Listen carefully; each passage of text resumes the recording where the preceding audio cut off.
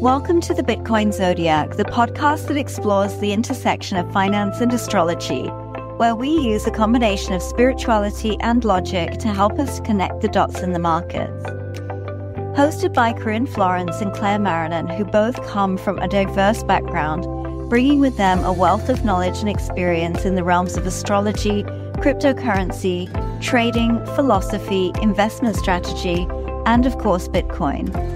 In each episode, we explore the economics of the markets following the evolution of Bitcoin and cryptocurrency through each moon cycle and astrological transit. Join us on this journey as we explore the intersection of these two worlds that are often thought to be at odds with one another, finance and astrology. Whether you're a seasoned crypto investor, a day trader, or just starting to dip your toes into the world of Bitcoin and blockchain, Bitcoin Zodiac is the podcast for you.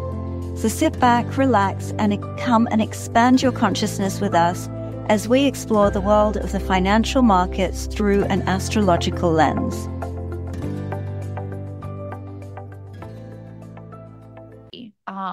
Which was really nice. Very much about home. I was traveling for a little bit and then but I was also ready to come home. Like there's something, just about being home with my cat. Aww, kitty. I agree with you, but I think that like Taurus really is like that homey energy, decorating, making your home beautiful, making everything really comfy, feeling luxurious, and I love it. Love it, love it, love it. Me too. We ready? And now here we are, Gemini season, about to start to pick things back up, let's say, which I am excited about. I have a lot of close people in my life that are Gemini, so there's going to be lots of birthday celebrations too. Yeah. Both of my parents are Geminis. Both. I was about to say, yeah, you too. Just my mom is a Gemini, and my sister. So, happy birthday, our loved ones. We love you. Happy birthday, mommy and daddy. And happy wedding anniversary. I think they had their 40th wedding anniversary yesterday. So, my heart. That's so sweet. Isn't it amazing? Love that. 44 years. I'm just trying to stay alive for 44 years, let alone married. Like, wow. I feel like that is an accomplishment because, I mean, when you really start getting deep into a marriage and the understanding of it and how, I feel like there's this external, let's call it the social media perspective of relationships, that everything's just, when you find your soulmate, everything is so beautiful and it's so flowy and you're always perfect. But I actually think that when you find your soulmate, it's a roller coaster, and the purpose of a soulmate is to bring out of you those things that you're meant to heal. And I love when people just stick it through. I mean, there's a few things that could occur that I would be like, okay, time to let that relationship go and find somebody new. But if you don't have those particular scenarios and you can get over those things, that really is like the healing side of relationships and healing through a soulmate. That is, I feel, one of the most beautiful, honorable accomplishments of life. So good job, mom and dad. We're proud of you. That's so beautiful. Yeah, definitely. I mean, it's amazing. Yeah, it's such an amazing accomplishment, I think. And definitely not Disneyland. Like I was thinking about this the other day of like what we were really, because I took my nephew to this beautiful, like it was so fun, this Disney interactive like animation kind of thing they have. Like I'm not sure if you've seen them for like Monet and Van Gogh and things like that, where they project things onto the walls and stuff like that, and it's like a really interactive experience. This one had Disney from Woe to Go, and it was like Disney, like Fantasia and all of the like really old Disney. By the way, did you know that Winnie the Pooh is Disney? I never knew this. No, I thought didn't it was know that thing, but it wasn't. It was one of the earliest like Disney Disney No, things. I didn't know And that. so it was really fun and really cute. And Love that. but I was watching, and there was these like little girls dressed in their Frozen outfits. And when Oh, Frozen music comes on, I mean, they were losing it, like having a massive like moment, singing, like, oh my God, and just so in it. It was so beautiful. It made me cry. But I was also like, hang on a second, like all of these women are like, nothing in their life happens until they meet Prince Charming. Like their life is awful. You know what I mean? Like, it's like, and then when they meet Prince Charming, everything is perfect, and he's perfect, and they're perfect, and it's like, uh-huh. I think this may have like programmed some unrealistic expectations of Yes. the Disneyland experience, but I still love Yes. like I love the romance. That's all I care about is the romance and the Disney experience. Not Me so into too. the like healing each other, triggering each other vibes. That's like the post Disney, because Disney is when you find Prince Charming and then they lived happily ever after. Yeah, But right. what's inside that happily ever after? Well, that's where the real part of relationships Yeah, comes out. And did yeah. you really find your soulmate? And are you really going to stick to the I do and It's a work through retracement everything? Cinderella. Like, Yeah. but it's good. It's all good. I It's w healing. And yeah. I think relationships are the biggest mirrors in our lives. Like they're the biggest healing They journey in our really lives. are. Because they're the most triggering, they're the most intimate, and Yeah. that's what they're for, Yeah. right? I feel like this is, yeah, such a beautiful way to wrap up Taurus season, seeing as Taurus is ruled by Venus, which is the planet of love.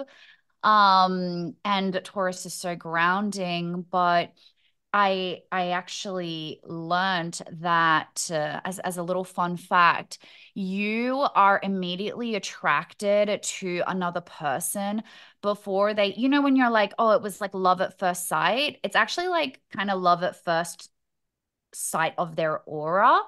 And what we are attracted to in their aura is not maybe what you desire, but things that you know and feel comfortable in. So that can be the good things that you're comfortable with, but also maybe those things that are unhealed that you're used to in your life that you're going to see in that person. And that's why when you actually find your soulmate, they're going to bring out all that stuff. And Yeah. you're destined, if you want to use that word, to heal together. Um, but I will also add, I've been having such a Disney fever. Like, I woke up one day and I think before I even said good morning to Alex, I was like, I really want to go to Disney. So I think we're hopefully gonna go, seeing as it's not too far from here. I say you're close Hopefully that will actually be soon. to Disney World. What's Oh, that? you're close to all those theme parks. So fun. We're so close. We're so close. So yeah, birthday. Maybe I'll be recording the August podcast that we do from Disneyland, live from Disney. That would be so cool. Magic Kingdom. Magic Kingdom. Oh my God, that's a dream come true. But I Yeah. have to say Anyway. that I did shed a tear at Bambi. Like when the Bambi, like the Oh. whole interactive thing, and all the fire came in, and Bambi was, I mean, yeah, Mm, still to this day, still of makes, course. Of course. I don't I think I've watched Bambi twice and then I was like, I can't, no more. but it's crazy how It's much of like, an impact Disney has made on our, like, imprinted on us also, not just relations, yeah, like everything. Such a in big part of our everything. childhood. It But really is. out of the Yeah. fantasy I, and into reality, which is my full moon, which I feel like is gonna hit like a it ton of is. bricks. And Oh, we're no, here for you, sending you love and healing and yeah, grounding in advance. I'm kidding. But I mean, yeah, so No, I know. Sagittarius, it's our full moon in Sagittarius. And so it's really like the spotlight being shone on like our purpose and anything that is in the way of that. So if you do have Sagittarius placements, just be aware that you may feel this more heightened than other full moons. But yeah, so it's just when these the sun and the moon are in opposing signs, we get this full moon. And it creates this like very dynamic and powerful energy. And Gemini, Sagittarius energy. I mean, I know so many Geminis. Like I have so many Geminis and so many Sagittarius in my life. Um, and yeah, I think it's a pretty powerful one. But maybe other people that are in other signs like feel like their polar opposites are a very like powerful connection too. But it's always a time of culmination, completion, and really illumination. That's why I sort of say the spotlight of the full moon. That Yeah. lunation is really, really on these areas of our lives. It often brings to light issues that were previously hidden or unclear, and it just allows for resolution and understanding of these issues. So, Sagittarius is a mutable fire sign ruled by Jupiter, which is the planet of expansion, of optimism, and higher knowledge. And so, really, the Sagittarius full moon really emphasizes these themes of expansion and exploration. So, Sagittarius energy really encourages growth. I don't even think it encourages, I think it demands growth. Like that's the It's true. reality. So growth, learning, exploration, it's time for seeking out new opportunities and broadening your horizons. So it's also a very philosophical sign. So truth and wisdom, like Sagittarius is really associated with truth seeking, wisdom. And so this period might bring clarity and insights, you know, particularly in the areas like regarding philosophy. So when it comes to Bitcoin, it's really that more philosophical side of Bitcoin that is probably going to interest people or be highlighted during this time. So it's also very optimistic and, risk taking. So very adventurous spirit of Sagittarius can really inspire bold moves and taking calculated risks. So in terms of the markets, we're looking at expansion and growth opportunities. So may lead to optimistic market sentiment and maybe driving prices up in various sectors. So definitely those related to travel, education, and technology, which is obviously our interest. So, maybe even looking at those altcoins and sectors like AI, deep in these kind of things that are really like technology driven, is also pretty interesting. I mean, crypto as a whole is technology driven, but definitely these specific areas might get a lot of attention. And, clarity and revelation. So, like information that impacts the markets may come to light, which obviously influences trading decisions and market trends. So, this period can reveal important information about Bitcoin, such as regulatory news, technological advancements. What's being built on Bitcoin is really interesting at the moment. There's a few very interesting projects that are being built on Bitcoin. And so, maybe those will move the markets. And I'm thinking in a positive way. Like we usually find this kind of local bottom around the full moon. And just with it being in Sagittarius, it is more optimistic. Jupiter's influence, it is expansive. So I'm expecting a more expansive move out of this full moon. What do you think, Yeah. Corinne? No, I definitely agree. I am very excited about this full moon. Um, I'm gonna go ahead and share my screen immediately so we can look at the astrological chart. So for those maybe that are new to our podcast, here we at an astrological analysis, or rather just the positionings of what's been going on in the cosmos. So it's been really interesting to see. Also, just kind of to wrap up, where did my moon phases go? Let's put some moon phases up so we can see those as well. There we go. So we had from the all-time high that was created, we've just had this period up until, I mean, we're recording today on the 15th of May. And so that's been more than 60 days of just Bitcoin with really just like finding its, I feel like it's just finding support before it heads to its next expansion. And I also wanted to just remind us all that we've only just come out of the post shadow Mercury retrograde on the 13th of May. So this has just been a stabilizing period, I feel is like the best word. And for you guys watching this recording or this podcast on the full moon day, we would have just gone past the Venus-Uranus conjunction and the Jupiter-Sun conjunction on the 18th of May. So I think we've already started to see the expansion happen there with Jupiter's influence and also Uranus, which is so big for technology and breakouts as well. So maybe on the day of or couple days before or after the full moon, I do feel like we'll create that local bottom, or maybe there could be a little bit more of like a little pullback, but nothing big, because the astrology that I'm seeing from this 18th of May onwards is just looking really great for Bitcoin. Just looking at the transits specifically for Bitcoin on the 23rd of May, so the full moon in Sagittarius, the outer planets that are still lingering, because Claire, you touched on regulation, and that's represented by the 10th house. So Bitcoin's natal 10th house. We still have Uranus that is playing in there, and that's an outer planet. It takes some time. We'll talk a little bit on Jupiter and Venus now out of that and moving into the 11th house a little later on.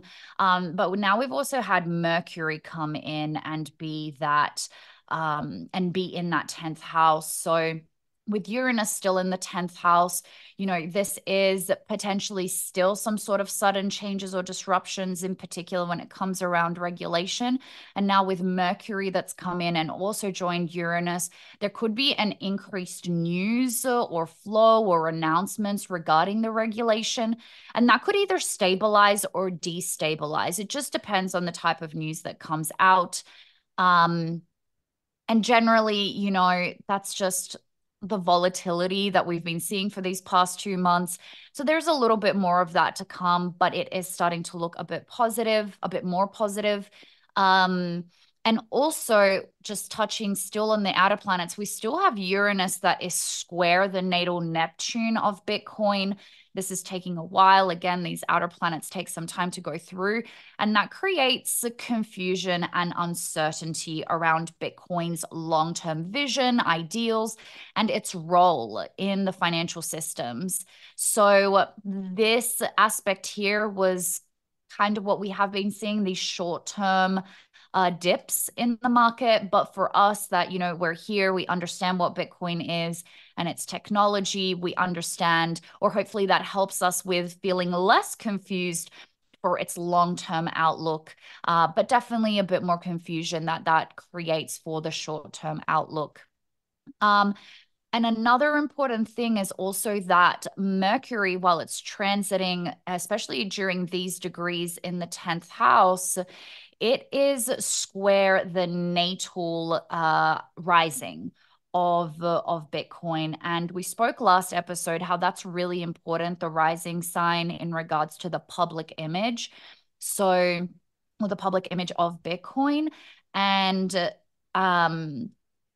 at the same time, because I think these two things intertwine, while it's squared, so creating some challenges around the public image, it's also trine the sun. So that's positive. So this is good. This is like people trying to understand at a public level, what does Bitcoin look like?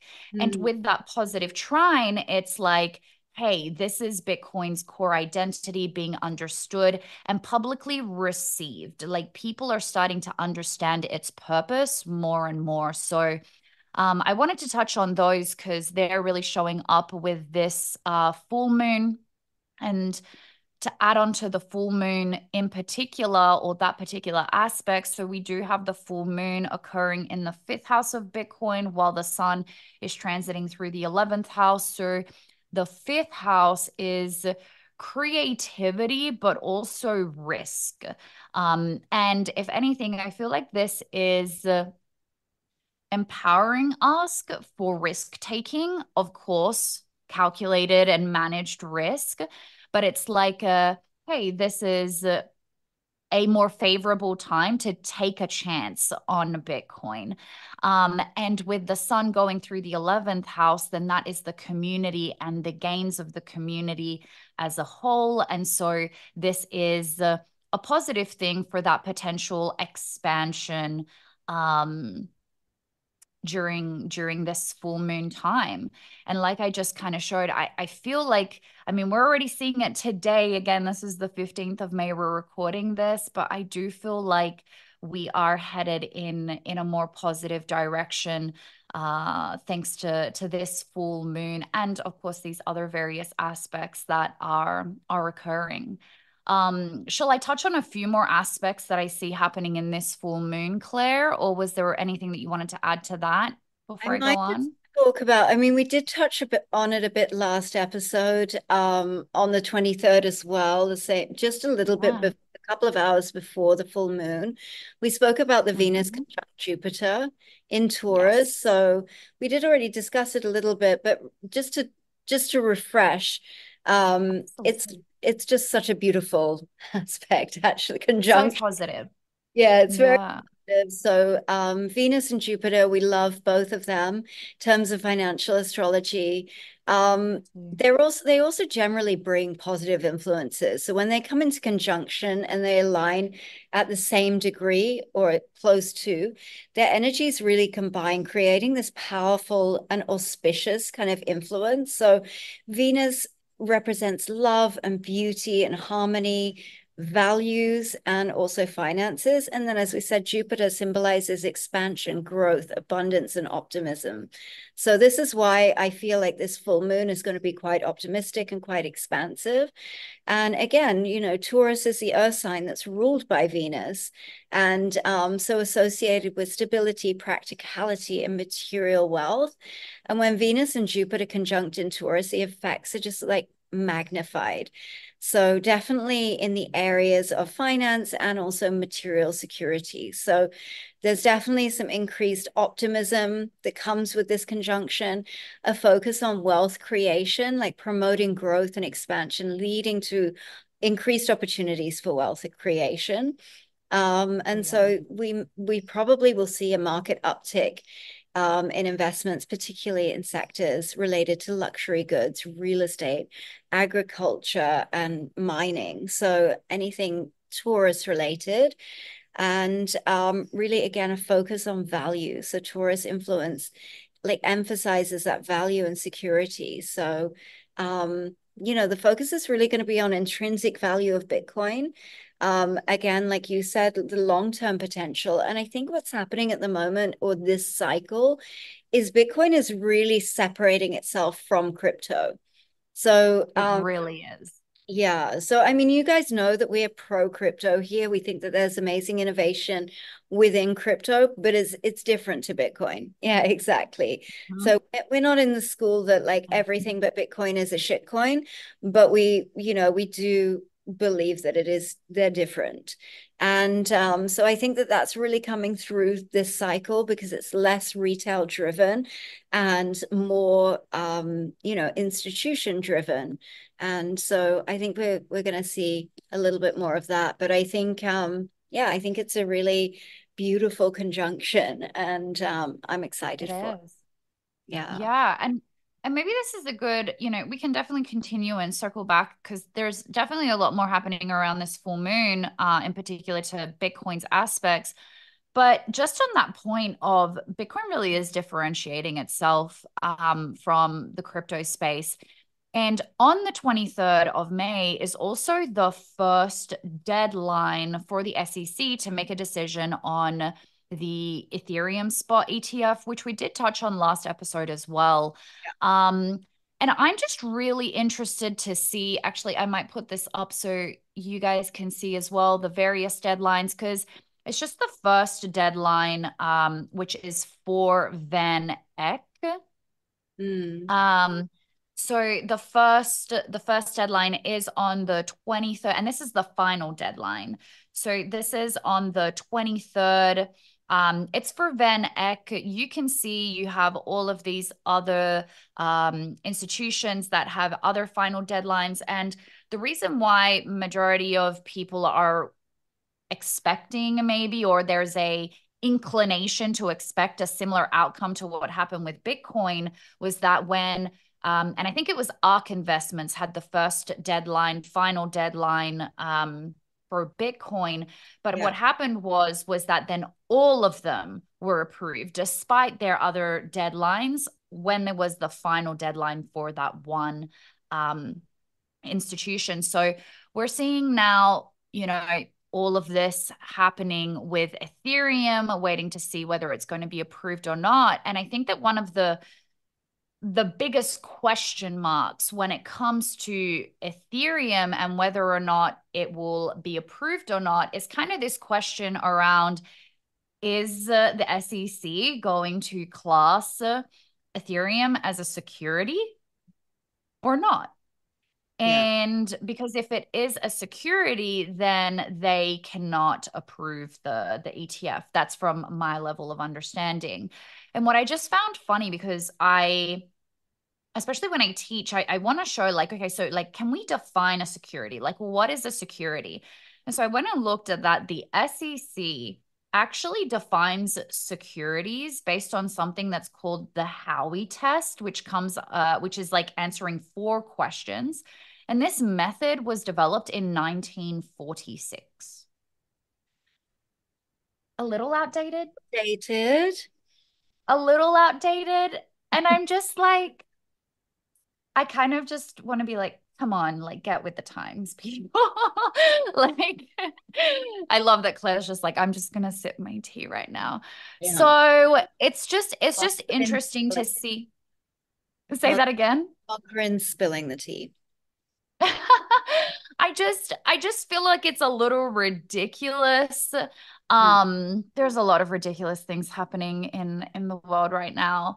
But I just think it's time for an update. And I think it's time that we look at where we are at now. And we have such new technologies and ways of even just functioning, even just our whole economic system and how it has shifted from back in 1946, even with just electronic payments, not even looking at crypto. There's just so many things that have changed that I feel like it doesn't take an economics PhD to be maybe we should update a few things and how we define things. So for those interested, the questions around the Howey test, they were developed by the Supreme Court, and they are 4 questions or attributes that class it as a security. If it's an investment of money, if it's a common enterprise, if it has reasonable expectation of profits,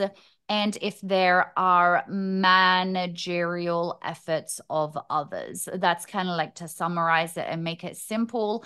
I also feel like that's very vague in itself. But I guess I just wanted to point out that this is kind of the biggest question mark that I'm seeing occurring around whether the Ethereum spot ETF will be approved or not, really based on how they choose to classify Ethereum. So that's all happening on the 23rd of May too.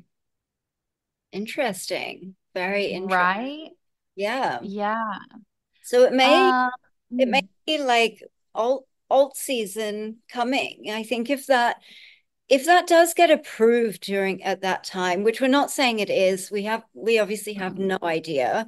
There'll probably be some fake tweet the day before and then it'll be released. But maybe Gary's got was there no investigation after that? How was nobody fired? None. How was that not massive manipulation in the market? Just Gary has 2FA activated this time. It's massive market. Hopefully they learned. But so it could be quite positive also for altcoins on the other side of that. I mean, even looking at that astrology, I mean, I do think it is primarily for Bitcoin, the way it talks when you're talking about values, when you're talking about long-term investment, when you're talking about innovation, that for me speaks Bitcoin, but there are a lot of crypto projects as well that align with that too. And so yeah, I'd keep an eye on those, especially as we move into Gemini season, which is more Mercury orientated. And I think we'll definitely see some, AI is going to be an interesting narrative for sure, as it already has been. And yeah, so I think projects like that. But I think it's also like being able to seek out projects that actually are innovating, that actually are creating new That part. tech. They're not just marketing. And yeah, that kind of just comes with experience to be able to spot those a little better. Um, Yeah. yeah, but And I we, just sorry, I Corinne. would just add, no, that's okay. I would just add to the Gemini like season that you're talking about as well, that it is ruled by Mercury, so the communication. I fully agree with DeFi, and I think that DeFi is something that is quite favored by Gemini and Gemini season. Yeah, I also feel like Gemini, because of that communicative side, like I'd probably see like that uptick in like a lot of like news and tweets or X posts, whatever we call them now. But also then like with adaptability, because I feel like Gemini is such an adapting sign. yeah, And I could see how this will be a period of time where a lot of businesses or even governments will continue or fasten their adaptability of not maybe just Bitcoin, but the crypto market as well. So I think that will be big for sure. yeah, yeah, I agree with that too. And yeah, so I mean, Jupiter enters Gemini on May 26th. So I think this is like quite an interesting one again. We're always Yeah. looking, we're always interested in what Jupiter's doing. Like Yeah. it's sort of an important factor for us. So, as you said, Gemini is an air sign ruled by Mercury, really focused on communication, information, adaptability, intellect. And again, Jupiter, we already said expansion, growth, optimism, abundance. And so this really represents like opportunities for higher learning and philosophical outlooks. So when Jupiter changes signs, it shifts its focus and influence to the characteristics and domains governed by that new sign, which is Gemini. So really focused on information and communication, emphasis on the exchange of ideas, data, and information, and learning adaptability, like opportunities for learning new skills and adapting to changing circumstances. So, like, what does that look like? It always makes me think of like what Andrew really focuses on, what he talks about a lot about the infrastructure, crypto infrastructure, who is building the infrastructure, rather than just like, oh, we've got this NFT project that's like a dog photo and it's going to change the world. It's like that's just marketing. There's not real Yeah. innovation there. Now, I do believe the technology behind NFTs is innovative, but I think in, the form that we saw it like last season, that wasn't really innovation. You've got to be able to decipher during Gemini season, that Kind of same. to decipher, yeah, same but different.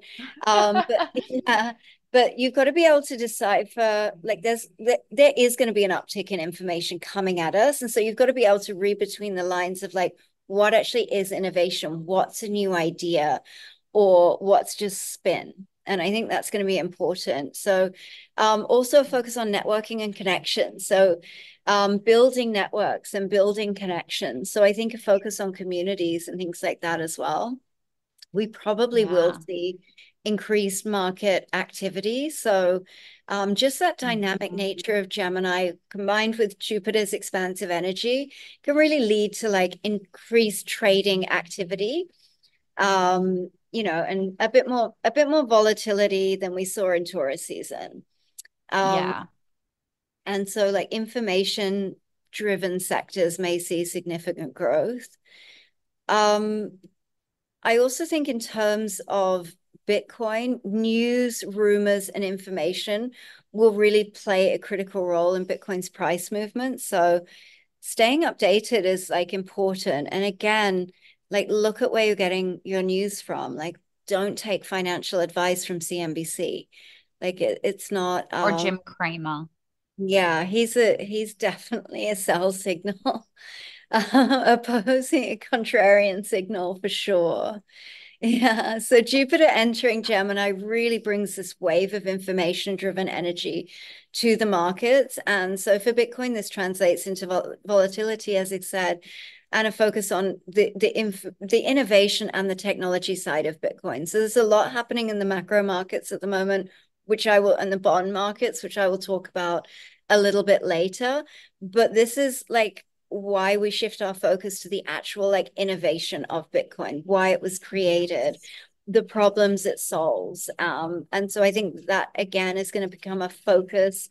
And I'm hoping in Gemini season that that is really communicated quite rapidly and people get it, people understand it, rather than just like, is it going up? Is it going up? You know, there's more to Bitcoin than that, and you're missing the point if that's all you care about. So yeah, I think that's Yeah. an interesting one. I, I think that this Jupiter transition is so important. Mm. And you know, right before that, and connecting it to the full moon on the 23rd, is that we have Jupiter and Venus that are conjunct.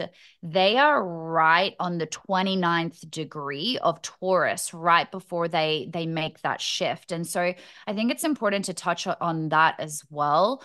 And as they're, and especially on that 23rd precisely, Yeah. um, they are, both Venus and Jupiter are trined with the natal Jupiter of Bitcoin. So this adds to that expansion, prosperity, and just growth. And what like a trine is, we have to think about that it's a positive, it's a harmonious aspect. And while it's on the 29th degree of Bitcoin's or sorry, 29th degree of Taurus in now the 11th house, this is a critical degree which creates like an extra kind of like, it's like a powerful like setup for Bitcoin. Like it's really preparing for that 11th house theme of value and community. So Mm. I feel like this is, I feel like it's a key turning point, and that's what we like to use astrology for also, like to really like find those dates that are going to be those turning points. Yeah. And I feel like this is one of them. Um, and so that then as it transitions into Jupiter transitions into Gemini, and we also have Venus transiting into Gemini at the same time. Venus is going to be in Gemini for a shorter period of time because it's a more inner planet that moves faster, whereas Jupiter is going to be sitting in there until the 9th of June 2025. Mm. So we've got a nice year long of this energy. Yeah. Just to touch on Venus. So Venus, as we know as well, is a planet sure of love, but also of value and finances. In Taurus, it was very much about that stability, the material gains, and also setting us up for something long-term. Whereas now, as we've shifted into Gemini or Venus in Gemini, it's like a more fluid but dynamic, Gemini has those two sides to it. So the duality of it. So we can expect definitely just more movements, definitely more than what we've been seeing during this Taurus period of time. So I feel like it's really that increased volatility, but also, and I want to word this carefully, I feel like it's opportunities for quicker results than we may have seen before. But remember that element, sure, of risk, but managed risk, and just being very careful, because sometimes volatility, if you're not managing your risk correctly, as positive it may seem, what you actually execute may be a little bit too risky and might not bring positive outcomes. So that's really important to continue taking an eye out, or to keep an eye out on. And yeah, so I feel like both with Jupiter and Gemini shifting into into Gemini. Did I say that right? Venus, Jupiter shifting into Gemini. It's a period of, yes, flexibility, volatility, adaptability, but also us as investors, we need to be like quick thinkers, quicker than usual, just because of maybe how things may play out. And as this new information is coming out, people, and as we look at like the psychology of a market cycle, majority of people tend to react to what occurs in the market. And we tend to, majority of people tend to be quite emotional, and that's what's then shown in price. So if we know that information, we can take a step back and we can say, okay, I don't want to fall into that trap. I'm going to manage my risk accordingly. I'm going to think quickly, but while always, those lessons that we learned from Jupiter being in Taurus, which was but I'm going to remain stable with my plan and look for the long term. I think that's the best approach during this time. Yeah. Yeah, absolutely. Yeah. And then we sort of come into this Mars conjunct Chiron in Aries on the 29th. And so this is a little bit more figuring things out, I think, kind of energies. Yeah. You've got Mars representing action, drive, ambition, and aggression, and it rules how we assert ourselves and pursue our goals. And then we have Chiron, which I did speak about in the last episode, known as the wounded healer. And it really represents like our deepest wounds and the potential for healing and growth through understanding and overcoming these wounds. So Aries is also a fire sign, so ruled by Mars.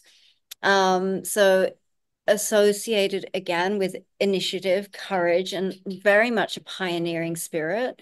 So when Mars and Chiron conjunct in Aries, this alignment really sort of emphasizes like healing through action.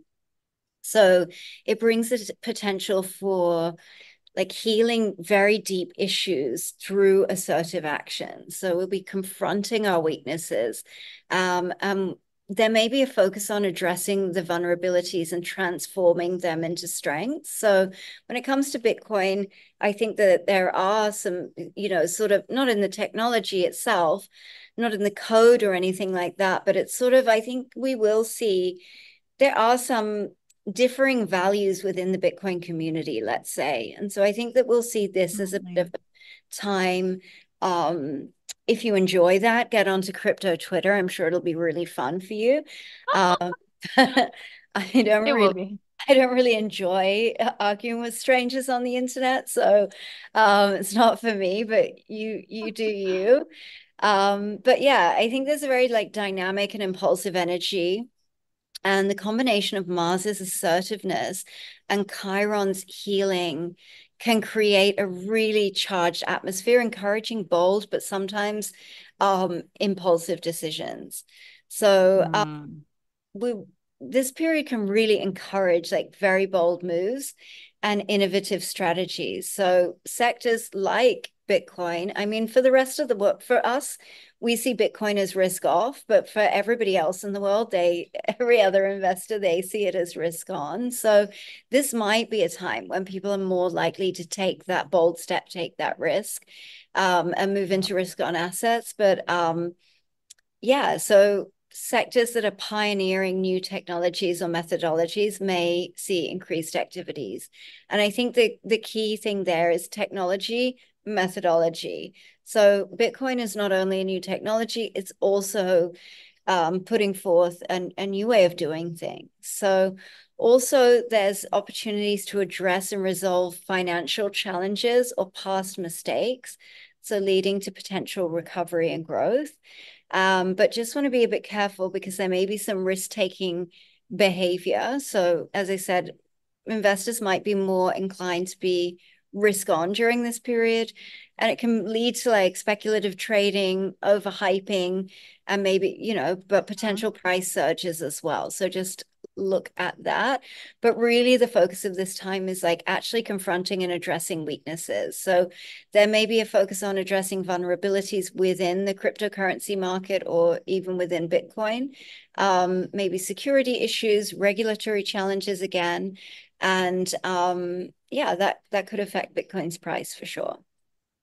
Yeah, I think I feel like that was the 29th of May. I do feel like that's the start of like a next little turning point. So like kind of to draw a picture, I'm really feeling like this full moon or prior to that with these various beautiful conjunctions that we're having on the 18th of May. It's like it's just positive, like, and that I feel like that's when we start immediately with those heightened energies or feelings. People are immediately jumping straight into a little bit of that greed or euphoria. And the Yeah. 29th is going to be that turning point because and we'll probably just we'll drop these in the comments and notes below on the episode. But leading up to that, we have really beautiful aspects and harmonious aspects happening for Bitcoin. Yeah. In between from the full moon to that 29th of May, we have Venus that is trine Bitcoin's natal Mercury and sextile the natal moon of Bitcoin. So that's really beautiful, attracting more investors. Then we have Mars sextile the natal Neptune. So think Mars is what like ignites things. It's that Aries energy behind it too. And with Neptune, that it inflates and creates dreams and sometimes a little bit illusions too. So we have to be careful of that. That's like probably a bit more of like a bullish time. And then in between as well, we have Mercury sextile the natal Uranus of Bitcoin and trine the natal Saturn of Bitcoin. So see how these are all like harmonious, beautiful aspects that really just stimulate market activity and are attracting investors. Yeah. On top of that 29th of May, and why I also really see things starting to turn around is that the 29th of May, particularly for Bitcoin, is that Mercury that's, quickly moving through Taurus. It's going to be square the natal Neptune. And also we have the moon that is conjunct the natal Neptune at the same time. So Bitcoin's natal Neptune is really being hit. So again, we spoke with Uranus and being squared natal Neptune. It's like that confusion and that emotional flux that could definitely impact us as investors, and then therefore, in fact, affect Bitcoin's price. With the Mercury, it can be, that misinformation, miscommunication, misunderstandings. And with the moon being conjunct, moon, think about it's like those deep emotional feelings that we have, and its sensitivity, but also irrational reactions. So I feel like that's where the instability comes. And I see that up until the 1st of June. And the 1st of June is kind of the big one that I'm seeing happening. I mean, in between, we have the moon being sextile natal Mars. So that might make a bit more of that energized action, whether up or down, we'll see. And then also the moon conjunct the natal Uranus. So while it's also in opposition, the natal Saturn is just adding to that recipe of like, instability, volatility, and people's emotions being heightened. Now, really on that 1st of June, which I think will be, and here we're looking again at Bitcoin specifically, is that then we have Saturn, which is in opposition to the natal Saturn of Bitcoin. At the same time, we have Saturn being conjunct the natal Uranus. And remember that Saturn creates resistance. Now, that doesn't always have to be a negative thing, because sometimes that can actually be, hey, instead of resistance, it's just creating a really solid support.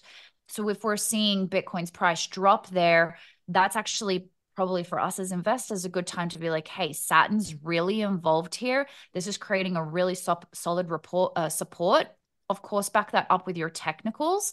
So that could be a really great opportunity for us to look at maybe potentially other sorts of entries. And at the same time, there's also the moon square the natal Mars of Bitcoin and conjunct the natal moon of Bitcoin, all happening at the same time. So this can be like even more on that volatility. I know it's a word I keep saying, but that's just really like, there's just no smooth sailing around this time. And also like a bit of a recipe of like stirring up like aggressive market behavior. So and think of that with all that's happening with Neptune, it's just like the confusion. So I think it's really important for us to be aware. And, you know, if you guys are new to financial astrology, these might be just some nice dates to mark up in your charts. And just keep an eye out between that 29th of May, 1st of June, and catch yourself with the types of emotions that you might be feeling during that time for what's occurring in the markets. Totally. Totally. And Yeah. my last one that I've got to bring to the table is just a Mm-hmm.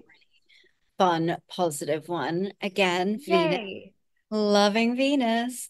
Um, Love Venus. so it's we've got a Venus Cazimi on the 4th of June. And so Beautiful. it's like when it's in the heart, when the planet's in the heart of the sun, it's said to be in the Cazimi when it's in the heart of the sun.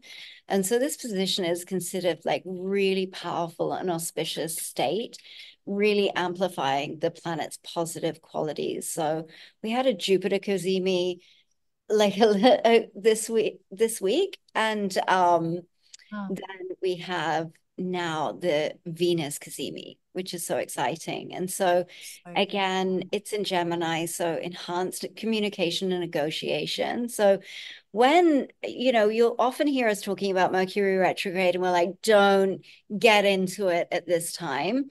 This is actually a really good time to get into it.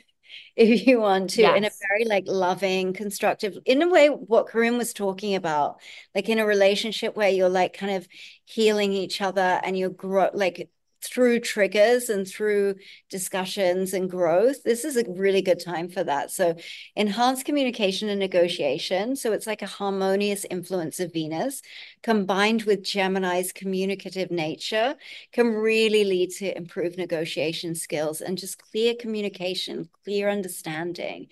So focus on relationships and partnerships. So this is a period that may highlight the importance of relationships, both personal and professional, with an emphasis on intellectual connection and mutual understanding. Also, Venus and Gemini can bring opportunities for financial gain through intellectual pursuits, communication, and networking. So I see this as a really auspicious time in terms of the positive market sentiment um, with the Venus Cazimi. And so it'll leave the markets just feeling more optimistic and confident. So I'm expecting to see Yeah. increased trading activity. Again, it's that Gemini communicative energy that can just really result in heightened activity, increased volume and liquidity in the market, and just more market participants, really. And so, yeah, I think it's positive sentiment for price movement as well. The optimistic energy of Venus Cazimi will probably lead to positive sentiment in the markets, and Bitcoin prices will hopefully experience a bullish expansion out of that as well. So, Yeah. yeah, I think it just brings the Venus Cazimi just brings this wave of positive energy and intellectual focus to the financial markets. So for Bitcoin, this period is really, marked by positive sentiment and just increased interest and in an intellectual way.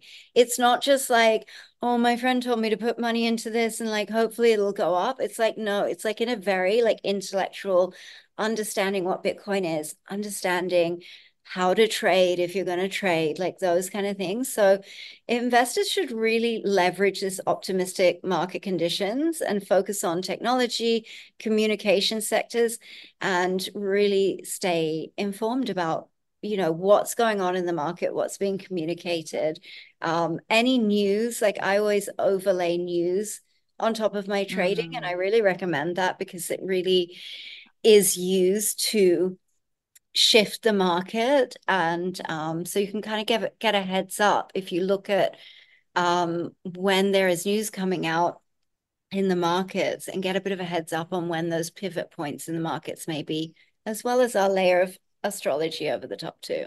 Course. The stars are there too. And I think that, such a big uh beautiful characteristic of the Gemini energy is like wanting to learn and like education. Like I look at the different Gemini aspects that I have in my personal chart, and I'm like, yeah, that's where I have like heightened interest and like that intellectual like desire to like learn and understand things. So I feel like this is definitely that period of time with now a lot of planets shifting into Gemini.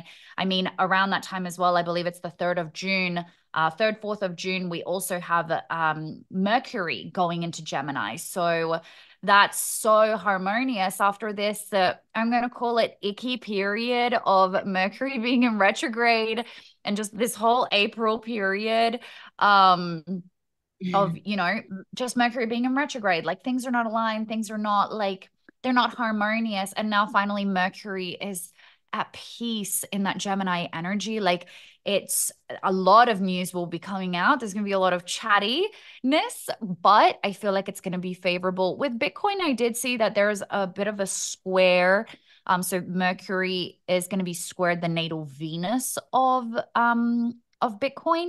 But I feel just within that, it's going to be like, okay, so people are going to be having discussions around the value of a Bitcoin during this time. So, yeah, I'm really excited about this time, because I feel like, after this settling down period and kind of, I feel like it's also been a bit of a recharge period. If we have surrendered to it, it's just been like a recharge, reset period.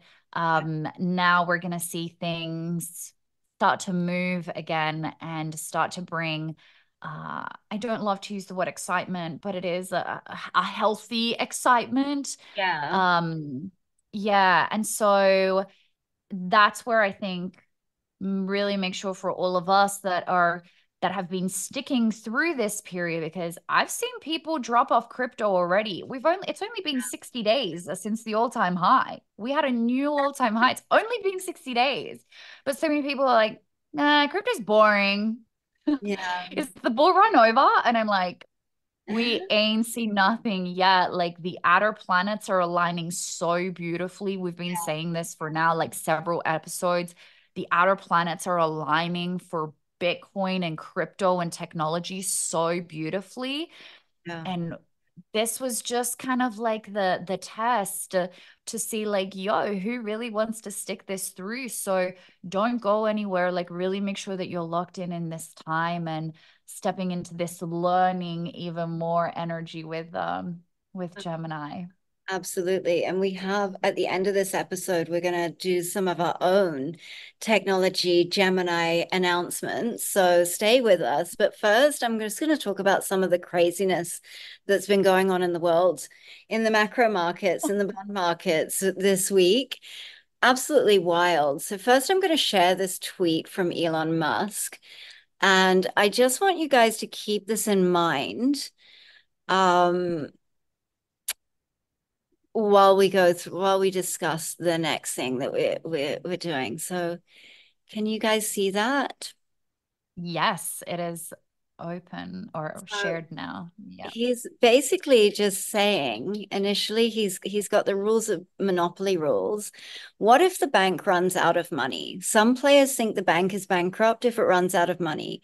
The bank never goes bankrupt. To continue playing, use slips of paper to keep track of each player's banking transactions until the bank has enough paper money to operate again. The banker may also issue new monies on slips of ordinary paper.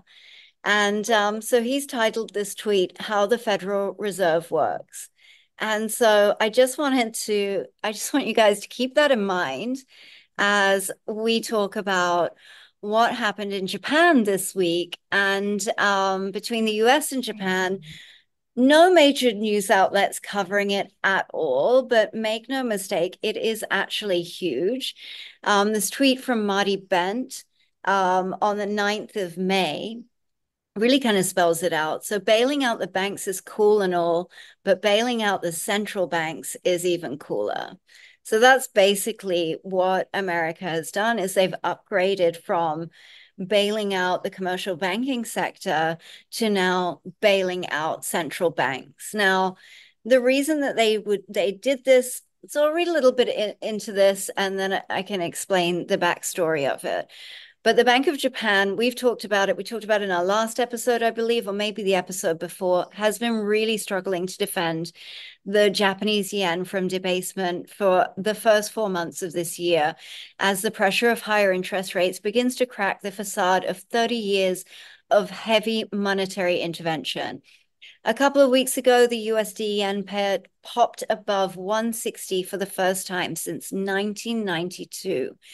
As the yen ran towards 160, the Bank of Japan attempted to stem the bleeding by intervening, but their interventions proved to be lackluster.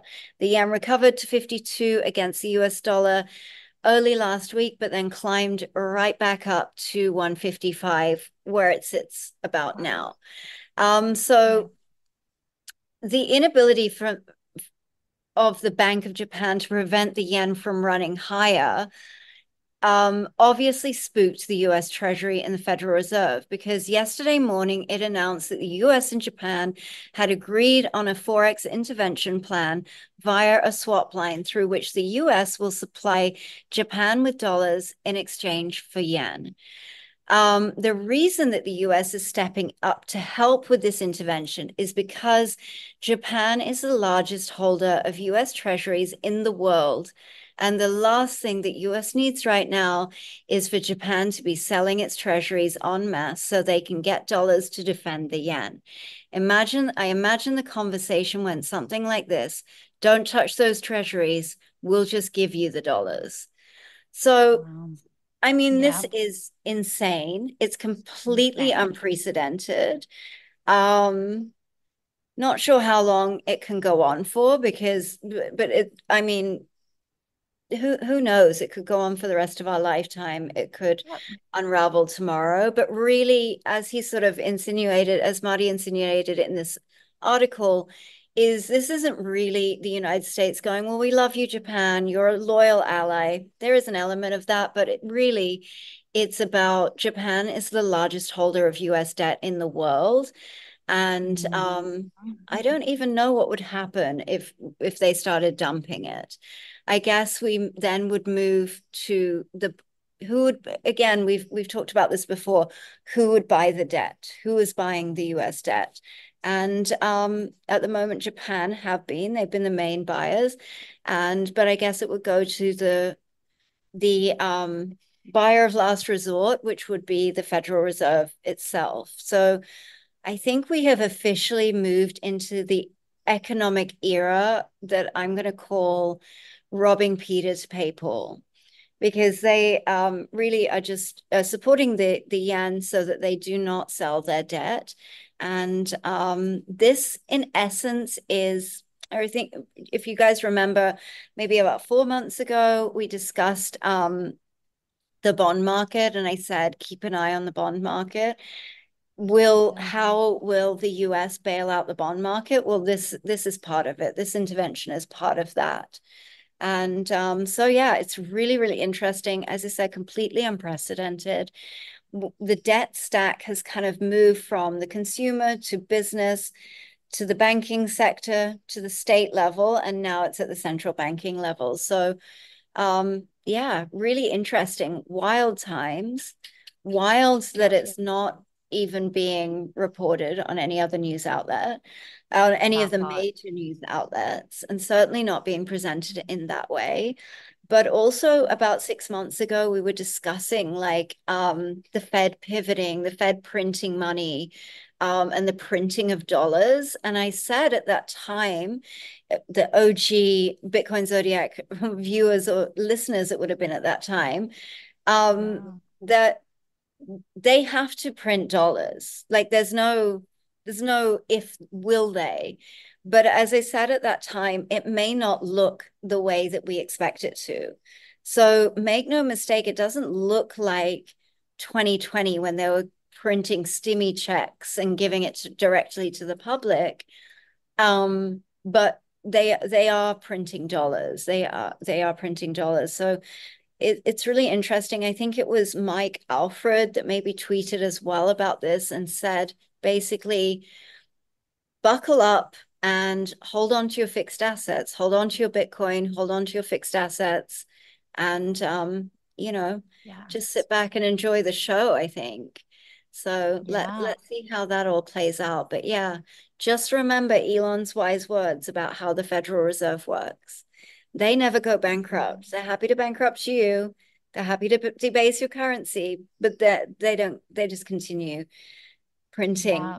on ordinary paper. So yeah, Yeah. definitely a No, lesson. 100%. It's such important times that we're going through. And I'm just going to drop this image right here because I love this image. It's not so much about countries. I would look at this more so in currencies for us Yeah. for us everyday people and like where we're at. And where we're storing our money, where we're storing our energy. So that's food for thought. Remember, 250 years is very closely associated to the cycle of Pluto. And right now, US is going through its 250 year, or rather its Pluto return. So it's a crucial time of shift and change. We will need to talk about it in future episodes, but we have some really interesting eclipses coming at the end of the year, which has very interesting aspects occurring with Pluto. And it's hitting, Pluto in Libra as a generational Yeah. planet. So I do feel like a lot of those older generations will be affected in different ways and kind of based on where in your life have you chosen to place your money? Are you in assets? Are you in liquid cash? And I think that's going to affect very much, of course, every generation, but a lot of that older generation with their Plutos in Libra. So Mm. um, there's there's so much going up, but I was texting a friend the other day and I was like, our souls really chose an interesting time to be alive. Like, Yeah. I feel like ever since we started recording the Bitcoin Zodiac, we're like, this is happening and this is happening. And we're like, it's not even clickbait. Like, there's just so much happening. Whereas I think that years ago, I feel like it's a pre 2020 and post 2020 now. Pre 2020, like it wasn't like this, or it was lingering in the background, but then it's really ramped up. So Yeah, because it's yeah. the it's the sort of implosion of fear. Like we're literally witnessing that. And I don't know the timeline for that, but it seems to be just really ramping up and going quicker and quicker and quicker. And so, as I said in previous episodes too, the thing for me is not like, will it happen? Does fiat end? Like it's not a question of will it, it's more when. And the bigger question is, what are the interventions that will come in to sort of attempt to prop that up? Because at the moment it is whack-a-mole. It's like, okay, we'll do the BTFP, we'll bail out this Silicon Valley bank. Oh no, like this, if Japan goes down and they sell their treasuries, oh well, we've got to go and bail out this, and it's just a game of whack-a-mole. And I don't blame the Fed. I don't blame Janet Yellen, even though she's like quite an interesting human. Um, you know, That was so political. She's an yeah, I interesting don't blame human. them because this is their job, is to keep this Yeah. going, is to keep it propped up. And, quite frankly, it is in also our best interest to not have these dramatic things happen. But there are definitely things going on in the background for those that are paying attention. I personally don't believe in our personal lives or in the world that really the big dramatic change doesn't happen in these big market booms and busts. It doesn't happen in like the crazy peaks and the massive downturns. It happens in the everyday, the small moves every single day where we're moving to. So I think more pay attention to like what's not being reported on, and have a look behind the scenes. And sometimes you'll go, am I crazy? These experts are saying this, but I'm seeing this. You're not crazy. You're It not. is hard sometimes to figure it out if if you're not an expert. But yeah, trust your gut instinct, trust your intuition as you move through these times. I mean, it is so exciting. It would be a lot more terrifying if we didn't have Bitcoin, if we didn't have gold. Yeah. It would be a much, much bigger problem. So, Right. I think it's an exciting time to be alive, but yeah, these things, it's getting weird. Like if you had said a year ago, oh, the US is gonna bail out the Bank of Japan, like people would have been like, you're a conspiracy theorist. That's extreme, extreme. Well, here we are. And, spoiler alert. So yeah, Yeah. it's pretty wild. But let's talk about some exciting things. We have some exciting news.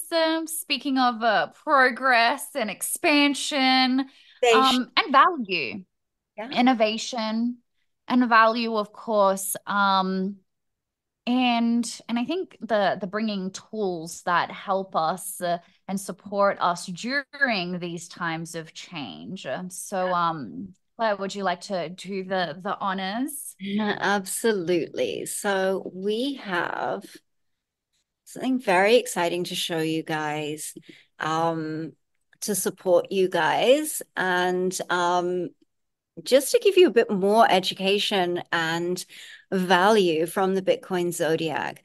We have built something called the TBZ GPT, and we really wanted to build this GPT so that you would have access to us 24/7. So we've built this GPT around our education on data sets from the podcast, from other educational videos, from things that we've written about Bitcoin, about astrology, about financial astrology. And so this is really giving you access to Corinne and I 24/7. So if we're sleeping, you want to ask us a question, it's here. So I'm going to just play this video for you because I think it explains it best. Introducing the Bitcoin Zodiac GPT.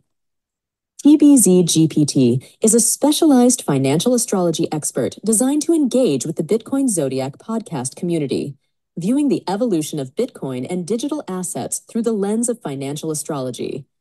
Reflecting the insights and viewpoints of Claire Marrinan and Corinne Florence, hosts of the Bitcoin Zodiac podcast, this GPT offers 24/7 access to a unique blend of astrological observation, macro analysis, Bitcoin philosophy, and crypto expertise. Without offering specific financial advice, it is programmed to provide informative and thought-provoking responses, guiding users toward a deeper understanding of Bitcoin fundamentals, Austrian economics, and the interplay between celestial patterns and the crypto markets. The Bitcoin Zodiac GPT is a friendly, engaging, and knowledgeable companion for those curious about the intersection of astrology and finance in the context of Bitcoin and cryptocurrency. Go ahead and ask TBZ GPT a question now. Ta-da! Yes, I'm so excited for this. This is, I'm obsessed with technology and what it's bringing us. Like, it's so, if you had told us this a year or two ago, that something like this, would ever be even available in our fingertips, it would have seemed odd, but here it is. And yeah, I'm really excited for this, because I do feel like it'll just help answer you guys' questions, thoughts. And like Claire said, I'm sure that while listening to the podcast, you're probably like, hey, I'd like to ask this question. Please continue to go ahead and drop it in the YouTube comments or wherever you're listening, drop it to us as well. But 24/7 access now to asking the chat GPT, but Bitcoin, the Bitcoin Zodiac GPT. TBZ GPT.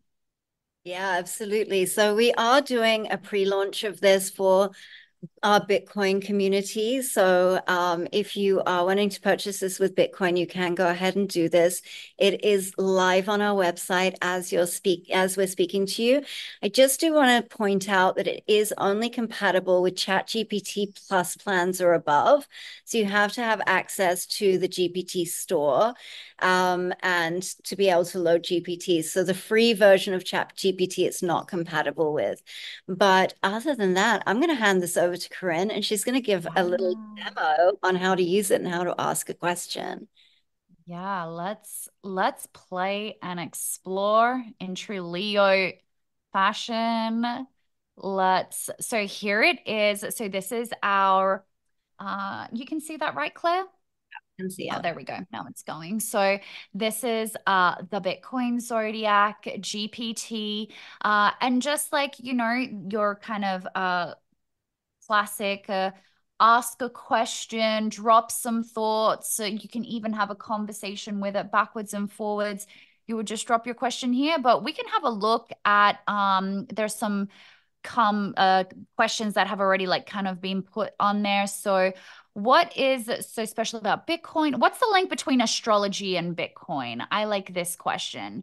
So whether you use one of these questions or create your own, then it will just take a moment to load. And based on the various, information, our downloads of brains and episodes, you will get an answer. So we can just read kind of a little summary of this. The link between astrology and Bitcoin, as explored in discussions on financial astrology, stems from the belief that financial markets and asset prices, like Bitcoin, can be influenced by astrological factors.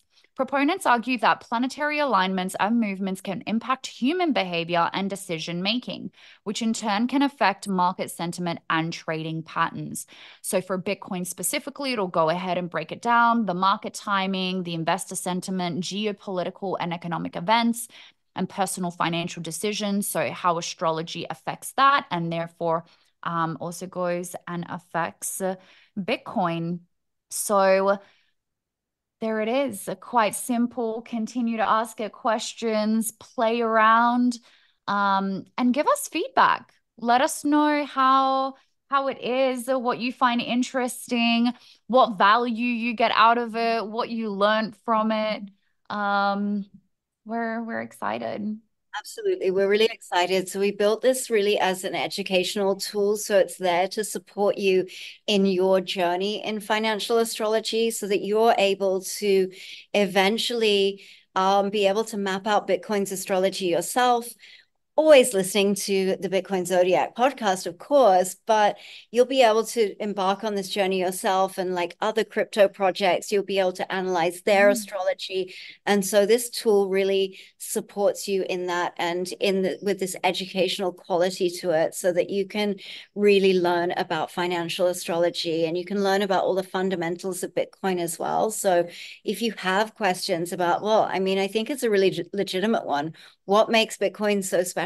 Claire and Corinne are always banging on about how special Bitcoin is. You can go straight away and ask that question. It'll give you a really detailed response. We've been back testing this for a really long time. So we're so excited to launch it to our Bitcoiners.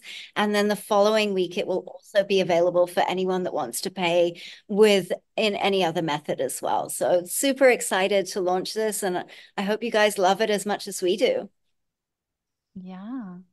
And I think that's a beautiful way to end this incredible episode, value-filled episode. Happy full moon in Sagittarius, everybody. Enjoy the start of Gemini season. Absolutely. Peace, love, and Bitcoin. Peace, love, and Bitcoin.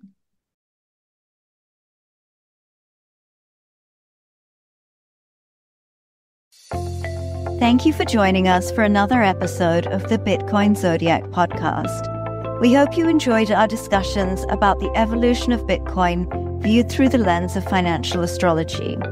This podcast does not offer financial advice, so please make sure you do your own research. And stay tuned for our next episode, where we will continue to dive deeper and build off these perception-expanding topics. Remember, whatever your beliefs may be, We all have something to learn from each other, so stay curious, stay open-minded, and keep exploring the world of Bitcoin and astrology. As always, may the stars align in your favor and your crypto investments prosper. Until next time, peace, love, and Bitcoin.